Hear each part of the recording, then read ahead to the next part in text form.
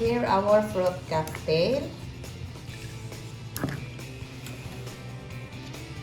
Condensed milk.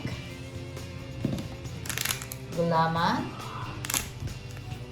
Cheese. And our fresh milk. So, gagawa tayo ng fruity gulaman. So, our fresh milk.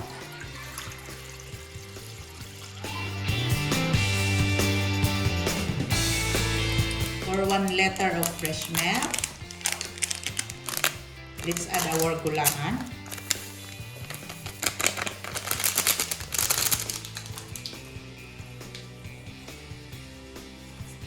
So, red yung gamit kong gulaman para pag mix ko sa fresh milk, magiging pink siya. So, let's add our condensed milk. 1 can of condensed milk.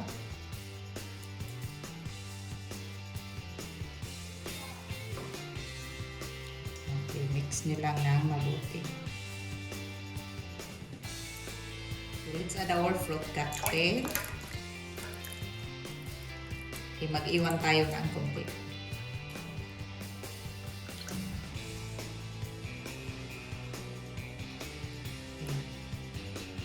So, hindi ako nag-add ng sugar.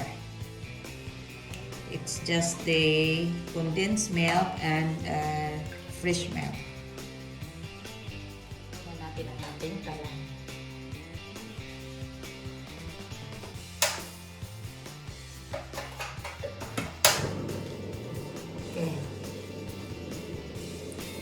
Mahina lang guys. Pahinaan natin. Okay, para hindi masyadong matamis, huwag nang mag-add ng sugar. Depende lang sa inyo kung gusto nyo ng matamis, mag-add kayo ng sugar. Sa akin, sakto lang sa akin to. Mix nyo lang.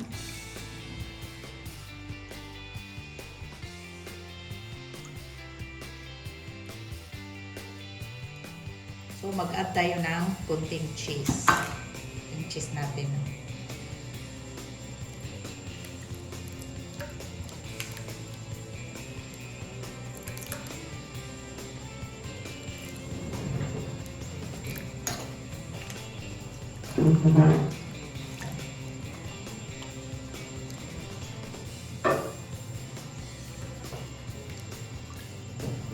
Done na guys. So, tapos na ang ating gulaman.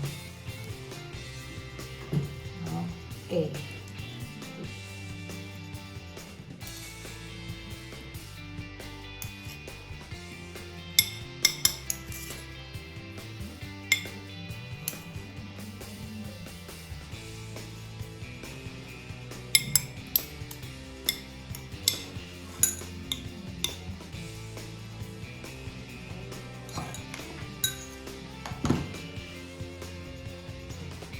Cheese.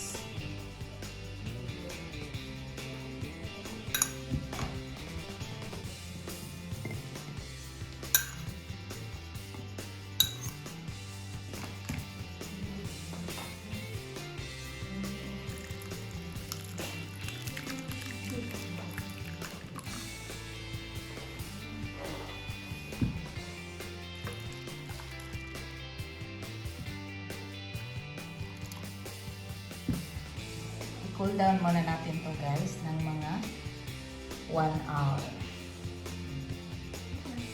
Sarap, sarap. So ito na ang ating fruity gulaman.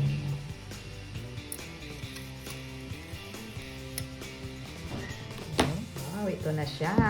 Sarap. Try natin.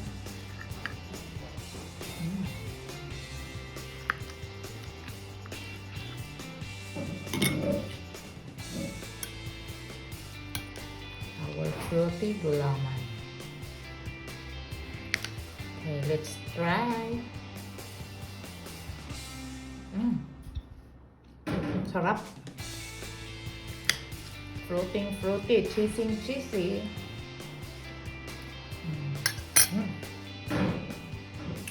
So ito na guys ang ating fruity gulaman. Cheesy and fruity gulaman. Tingnan nyo, masarap to guys. Masarap at gustong-gusto ng mga chikiting to. So masarap na dessert. So kung bago lang kayo sa channel ko at kung gusto niyo ng mga simple, easy, and affordable recipes, just go to my YouTube channel. And don't forget to subscribe, like, comment, and share. And please hit the notification bell para updated kayo sa ating next na video.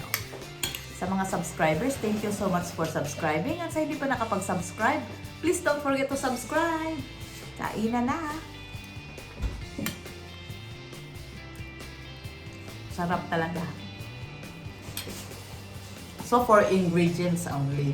Gulaman, fresh milk or evaporated milk, condensed, and yung ating fruit cocktail. Pwede kayong mag-add ng cheese for additional flavor. At masarap. So, see you on my next video. Bye! God bless us all.